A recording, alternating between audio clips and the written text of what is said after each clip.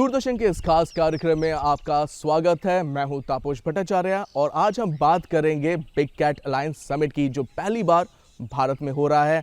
और बात करने के लिए इस वक्त मेरे साथ मौजूद है केंद्रीय पर्यावरण मंत्री भूपेंद्र यादव। सर, दूरदर्शन में बात करने के लिए सबसे शुक्रिया। सबसे पहले तो ये जानना चाहेंगे कि आज हम हैं यहाँ पे गिर में, और एशियाटिक लायंस का ये घर है। दुनिया भर में हम देख पा रहे हैं कि जो तादाद है नीचे जा रही है, लेकिन गिर जो है ये अपने आप में एक दिलचस्प एग्जाम्पल है कि किस तरीके से यहाँ पे भारत में ये नंबर जो है ऊपर जा रहे हैं। ये कैसे? देखिए, गिर दुनिया में एक बड़ा एग्जाम्पल है कंजर्वेशन का। आप सही कह रहे हैं कि लॉयंस जो है ये अफ्रीकन लॉयंस है और एशियाटिक लॉयन है। मैं आपको बताना चाहूँगा कि एशियाटिक लॉयन का एकमात्र स्थान अब गिर ही रह गया है और अफ्रीकन लॉयंस की भी संख्या में कमी आ रही है। माननीय प्रधानमंत्री श्री नरेंद्र मोदी जी जब गुजरात के मुख्यमंत्री थे, तब उस समय यहाँ पर एक बड़ा विषय उठा था और इस क्षेत्र में भी एशियाटिक लॉयन की संख्या पे संकट और प्रश्न चिन्ह खड़ा हुआ था। लेकिन उनके उस समय जो उन्होंने प्रयास करवाए थे, उसका परिणाम आज हम देख रहे हैं कि बहुत अच्छी संख्या में दुनिया में एक उदाहरण के रूप में वृद्धि हुई है। और एक बहुत अच्छे तरीके से जहाँ पर पोचिंग को रोका गया, वहीं उनका साइंटिफिक कंजर्वेशन किया गया और इस पूरे एरिया की जो लगभग 1100 किलोमीटर का स्क्वायर किलोमीटर का ये एरिया और 350 किलोमीटर का जो रिज़र्व किया गया यहाँ पर बायोडायवर्सिटी कंजर्वेशन के लिए, उनका जो प्रे एरिया उसके लिए, फिर वेटरनरी जो वाइल्ड लाइफ में चाहिए उसके लिए। आपने ये कहा होलिस्टिक जो एफर्ट है, क्योंकि बहुत सी जगहों पे बात होती है कि लॉयंस जैसे गिर एक तरह से एग्जाम्पल सेट कर रहा है।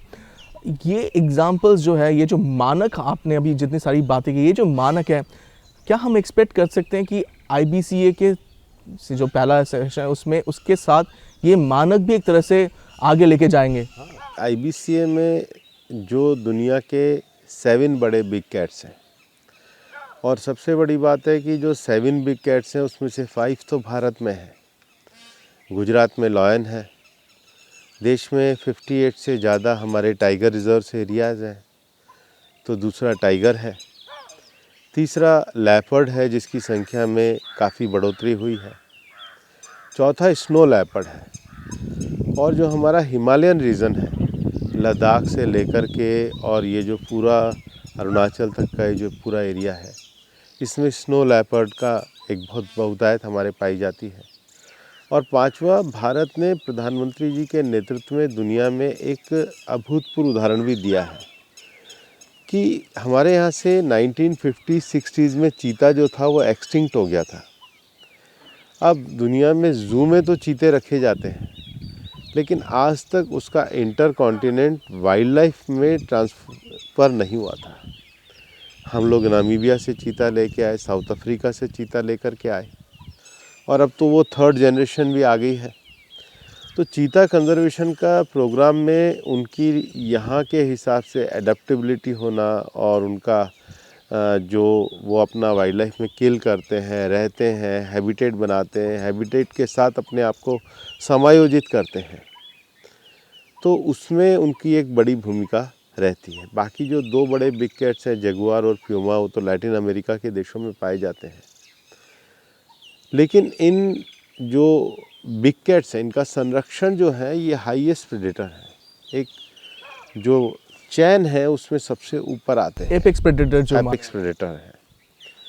तो ये सबसे ऊपर के स्तर पे है। इसका मतलब जो नेचर की बनाई हुई जो चैन है वो अगर सरवाइव कर रही है तो फिर ये लोग भी सरवाइव करते हैं और ये नेचर के को एग्जिस्टेंस के लिए ज़रूरी है। देखिए, even human being we are also living with nature.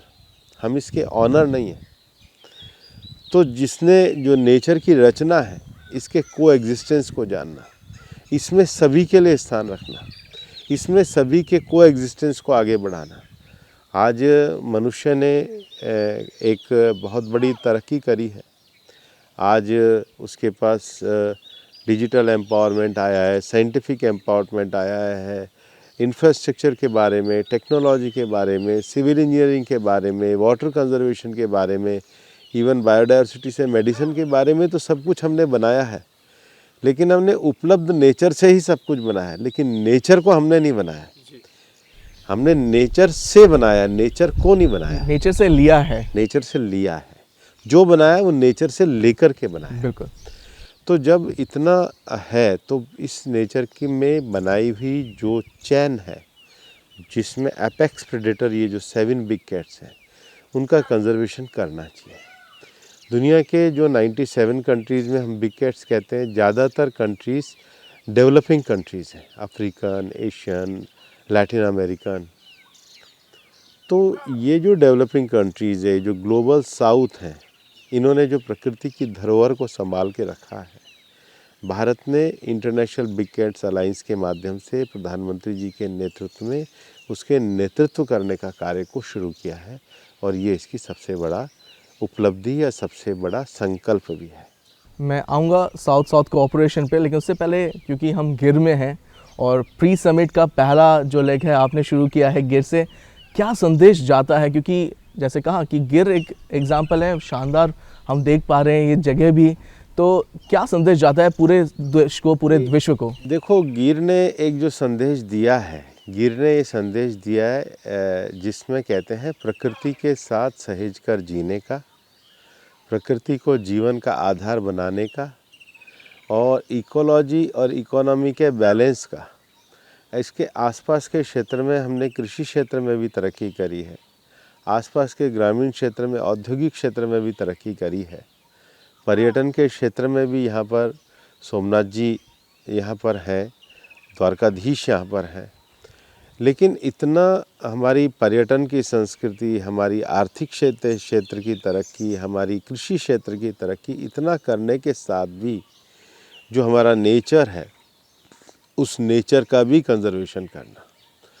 और इसलिए गिर कंजर्वेशन का और ये जो बिग कैट्स के संरक्षण का एक आइडियल जगह है। तो हमने सबसे पहले इसको शुरू भी करी, और हमारे जो विदेशी अतिथि भी आएंगे उनको भी हम गिर लाना चाहेंगे, ताकि वो सब आकर के ये जो कंजर्वेशन का एक बड़ा प्रयास जो प्रधानमंत्री जी के विज़न में किया और इंटरनेशनल बिग कैट अलायंस का संकल्प है, वो पूरी दुनिया में जाए।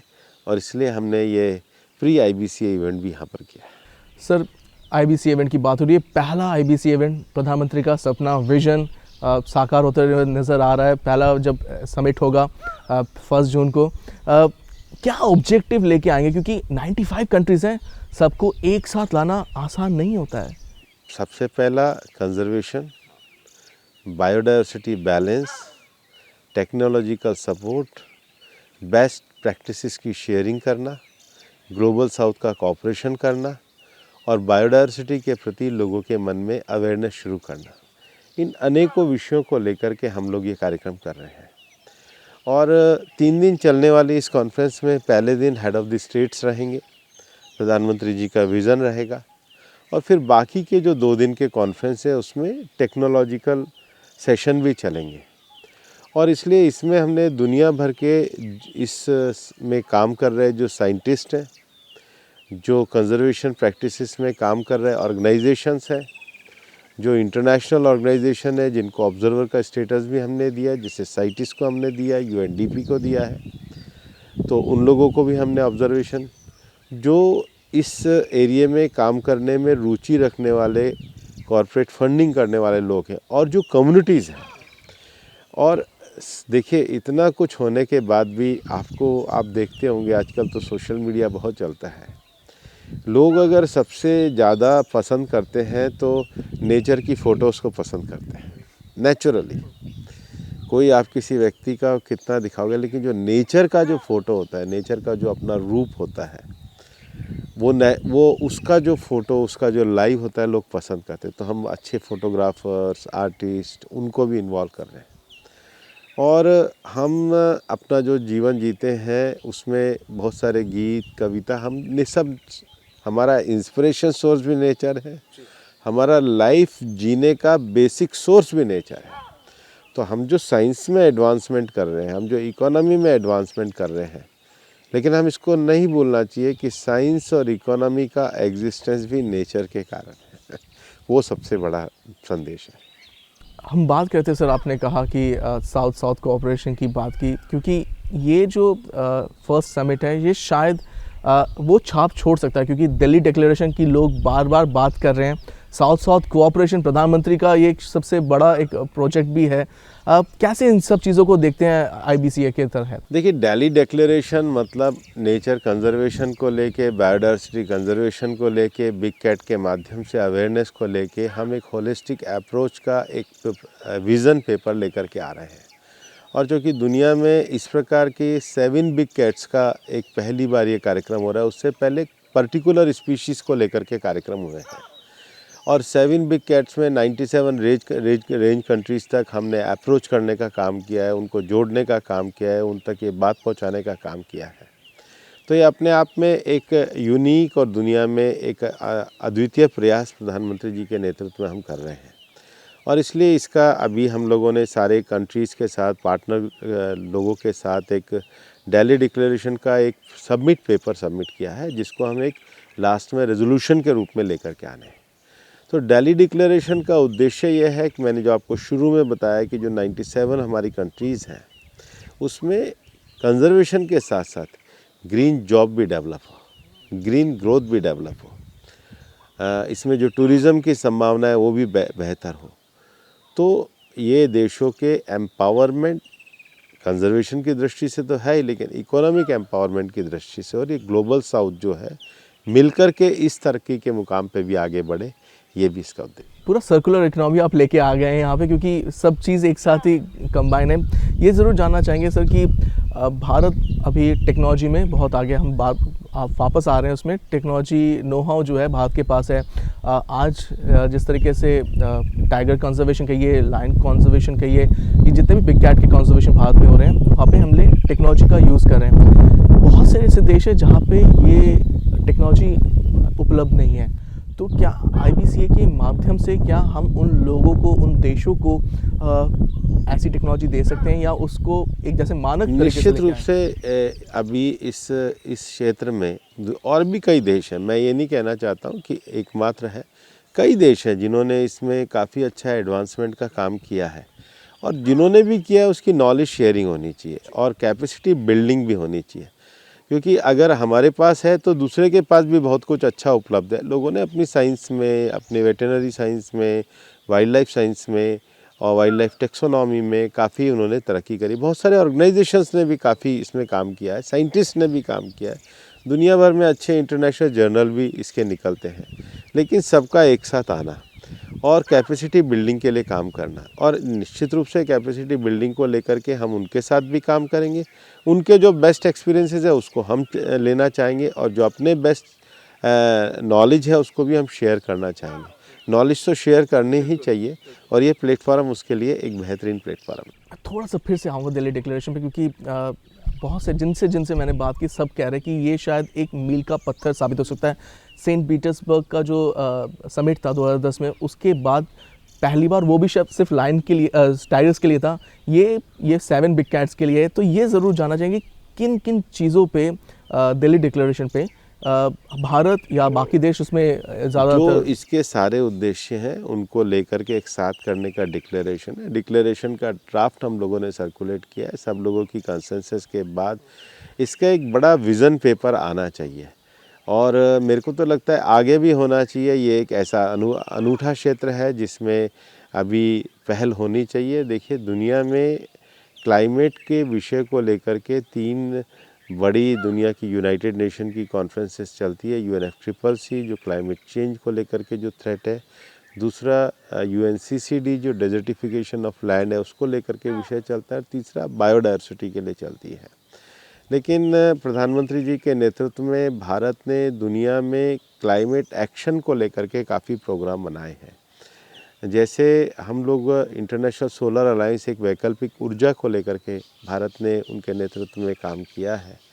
ऐसा ही coalition for disaster resilience infrastructure CDRI, तो उसको लेकर के भारत ने दुनिया में एक अच्छे कोलिशन को लेकर के काम किया। टेक्नोलॉजी एडवांसमेंट के मामले में led it leadership for industrial transformation, उसको लेकर के काम किया। जो हार्ड टू अबेट इंडस्ट्रीज़ हैं, वो इंडस्ट्री किस प्रकार से ग्रीन टेक्नोलॉजी पे काम करें। उसी प्रकार से जब भारत ने टाइगर कंजर्वेशन के 50 साल पूरे किए और हम लोगों ने उसका कार्यक्रम कर्नाटक में किया 50 ईयर ऑफ टाइगर कंजर्वेशन, तो प्रधानमंत्री जी ने इस परिकल्पना को आगे बढ़ाया कि हमें इसके साथ एक ऐसा क्लाइमेट एक्शन प्रोग्राम करना चाहिए जिसमें दुनिया के जो 7 बिग कैट्स हैं, जिसको आपने अभी शुरू में भी हम लोगों ने चर्चा करी थी कि जो इस पूरे चैन में हाईएस्ट प्रेडेटर है, जो सबका एक तरीके से संरक्षक है, तो नेचर की जो चैन है, और इसके लिए भी कंजर्वेशन का काम होना चाहिए, प्रोटेक्शन का काम होना चाहिए, नॉलेज शेयरिंग का काम होना चाहिए, साइंटिफिक एडवांसमेंट का काम होना चाहिए, कैपेसिटी बिल्डिंग का काम होना चाहिए, ग्रीन जॉब का काम होना चाहिए, ग्रीन ग्रोथ का काम होना चाहिए, और इसका एक एक्शन प्रोग्राम बनना चाहिए, इसका एक प्लेटफॉर्म बनना चाहिए। और उस प्लेटफॉर्म का जो विज़न पेपर है वही दिल्ली डिक्लेरेशन के रूप में आपके सामने आएगा। और मैं मानता हूँ ये प्रधानमंत्री जी का एक विजनरी जो पूरा आइडिया है, इसको हम एक संकल्प के रूप में आने वाले 1 तारीख को इसका इनॉग्रेशन और 2 और 3 को टेक्नोलॉजी सेशन और उसके बाद दिल्ली डिक्लेरेशन के रूप से निकालेंगे। और फ्यूचर में climate action programme biodiversity conservation protection में बड़ी भूमिका निभाएगा। हाँ, क्योंकि आपने बात की बहुत सही चीज़, क्योंकि इंटरनेशनल सोलर अलायंस आपने बात की, आपने CDRI की बात की, ये सब भारत की पहल का एक नतीजा है। और हम देख पा रहे हैं कि एक तरह से भारत लीडरशिप रोल पे, हम जैसे विश्व गुरु की बात कर रहे हैं तो वो उस लीडरशिप रोल पे आ रहा है। एक चीज़ हम ज़रूर जानना चाहेंगे, क्योंकि हम आ रहे थे यहाँ पे तो आसपास लोग भी बहुत हैं, गिर के आसपास लोग रहते हैं। क्या मानव वन्य जीव में जो एक संघर्ष, मैन वाइल्ड लाइफ जो एक संघर्ष की बार बार बात की जाती है, उसको किस हद तक भारत और गिर एक लेके आने? बहुत अच्छा एग्जाम्पल है जहाँ लोग ने इसको एग्जिस्टेंस को स्वीकारा है, लोगों ने इसको प्राइड के रूप में लिया है, लोगों ने बेस्ट प्रैक्टिसेस को लिया है। और देखिए मैं मानता हूँ कि वाइल्ड लाइफ का जो प्रोटेक्शन है, यहाँ लॉयन कई बार बाहर भी चला जाता है तो लोग बहुत संजीदगी से, अच्छे तरीके से, अपनी ट्रेडिशनल नॉलेज के माध्यम से, फॉरेस्ट डिपार्टमेंट के सहयोग से इसको बचाने का काम करते हैं। लेकिन मैन एनिमल कॉन्फ्लिक्ट एक चुनौती तो बनी है, दुनिया के सभी देशों में है, और ये टेक्नोलॉजिकल सेशन में भी बाकी लोग जगह पे क्या प्रैक्टिसेस कर रहे हैं इसको हम चर्चा करेंगे। और इसके लिए हम लोगों ने जब पिछले बार प्रधानमंत्री जी स्वयं यहाँ पर आए थे और नेशनल वाइल्ड लाइफ बोर्ड की मीटिंग करी थी, तो उन्होंने कहा था कि इसका एक अपने को सेंटर बनाना चाहिए। हमने सेंटर फॉर एक्सीलेंस इसका कोयम्बटूर में अब शुरू भी हम करने जा रहे हैं, और फ्यूचर में इसके लिए हम लोग अनेक उपाय भी करने जा रहे हैं। मैं थोड़ा सा वापस जाऊंगा, आपने चीता की बात की थी कि मैं जानना चाहता हूँ, क्योंकि हम भी उस समय थे, हम लोग नवीबिया से लेके आ रहे थे चीता, तो एक भारत में, देश में एक अलग जोश था कि 7 दशक बाद चीता आ रहा है। और ऐसा ही सारे जितने बिग कैट्स की बात करें, अमेरिकन कंट्रीज़ में सब जगह पे लेपर्ड्स की पॉपुलेशन घट रही है, लेकिन हमारे यहाँ पे लेपर्ड्स की पॉपुलेशन बढ़ रही है। टाइगर्स 70% देश में है। ये जो चीज़ें, ये सारा का सारा जो 5 बिग कैट्स अभी भारत में हैं जिनसे हम लोग बात कर रहे हैं, कहाँ किस हद तक हम लोग उसको और आगे लेके जा पा रहे हैं, क्या और बेंचमार्क रख रहे हैं, और किस तरीके से हम पूरे विश्व को एक एग्जाम्पल सेट करके दे पा रहे हैं? देखिए, हमारे यहाँ पर जो भारत की जो ट्रेडिशनल परंपरा रही है कि हमारा को एग्जिस्टेंस नेचर के साथ रहा है, हमने नेचर के साथ अपने जीवन को बनाया है। और अगर आप अलग अलग जगहों पे देखेंगे तो आपको, इवन जब मैं नेशनल पार्क्स में जाता हूँ, सेंचुरीज़ में जाता हूँ, तो सेंचुरी के हिसाब से कम्युनिटीज़ भी आइडेंटिफाई होती हैं। तो हम और नेचर कभी अलग अलग रहे हो ऐसा नहीं है, और इसलिए हमारा जो को एग्जिस्टेंस का एक ट्रेडिशनल वे रहा है, उसको लेकर के भारत ने काम किया है। हमारा जो वन मंत्रालय का मोटो भी है, प्रकृति रक्षित रक्षत। अगर आप नेचर को प्रोटेक्ट करोगे तो नेचर आपको भी प्रोटेक्ट करेगी। तो ये हमारे इथोस में है।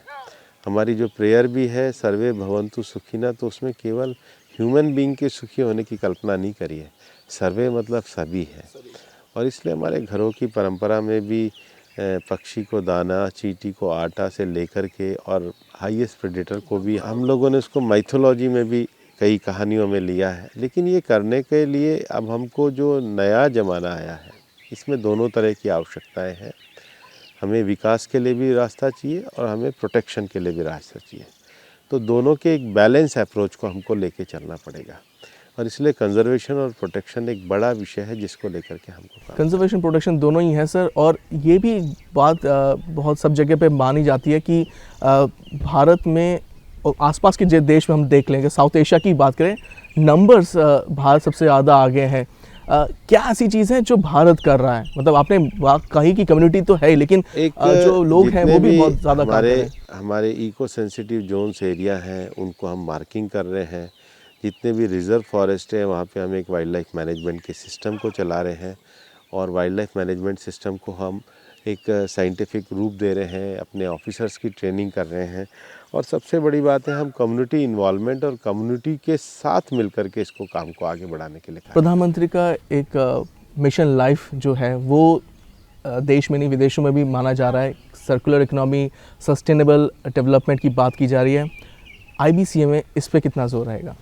देखिए, सस्टेनेबल इकोनॉमी वो जो प्रोडक्ट हम यूज़ कर रहे हैं उसको उपयोग करने का है। मिशन लाइफ को एक सर्कुलर इकोनॉमी तक नहीं जोड़ सकते। मिशन लाइफ की जो लाइफ स्टाइल है वो ये है कि सरकार के साथ साथ लोग अपने जीवन में भी इस प्रकार की प्रैक्टिसेस को लेकर के आए कि वो एनवायरनमेंट फ्रेंडली प्रैक्टिसेस हो।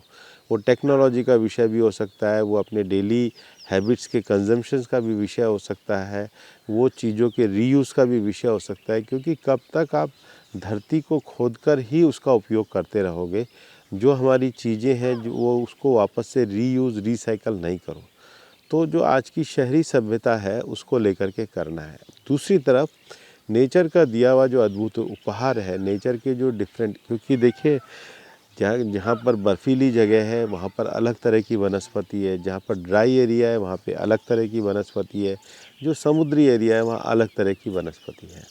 तो ये तो जिस प्रकार का नेचर होता है उसी प्रकार का फ्लोरा और फोना वहाँ पर होता है।